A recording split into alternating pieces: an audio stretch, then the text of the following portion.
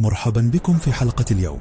سنتحدث عن استعدادات مدينة مراكش لاستضافة مباريات كأس إفريقيا 2025. شكرا على الاستضافة، يسعدني أن أشارككم تفاصيل هذه التحضيرات. لنبدأ بالحديث عن التحسينات التي يشهدها الملعب الكبير لمراكش. بالتأكيد، الملعب الكبير لمراكش يخضع حاليا لعملية تحديث شاملة تشمل هذه التحسينات زيادة سعة الملعب من 45,000 إلى 54,000 مقعد، وتوسيع عدد المداخل، وتحديث أنظمة الإضاءة، وتأهيل منصة الصحافة، وتطوير فضاءات كبار الشخصيات. كما تم اعتماد تجهيزات حديثة تراعي معايير الاستدامة، مثل محطة لإعادة تدوير المياه ومصابيح LED موفرة للطاقة. هذا رائع.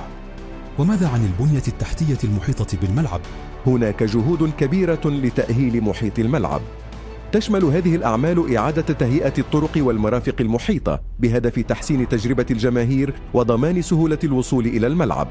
هذه التحسينات تأتي في إطار استعدادات مراكش لاستضافة مباريات كأس إفريقيا 2025 وكذلك كأس العالم 2030.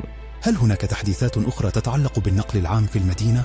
نعم، في إطار تعزيز وسائل النقل العام تسلمت مراكش 188 حافلة صينية حديثة. من المتوقع أن تبدأ هذه الحافلات العمل في المدينة ابتداء من شهر نوفمبر المقبل، مما سيساهم في تحسين خدمات النقل خلال البطولة.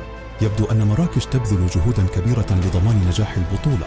هل هناك أي تفاصيل أخرى تود مشاركتها؟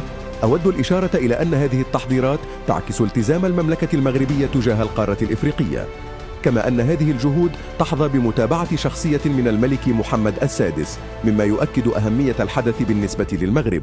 شكرا لك على هذه المعلومات القيمة. نتمنى أن تكون البطولة ناجحة وتحقق الأهداف المرجوة. شكرا لك، أنا متأكد أن مراكش ستقدم تجربة استثنائية لجميع المشاركين والجماهير.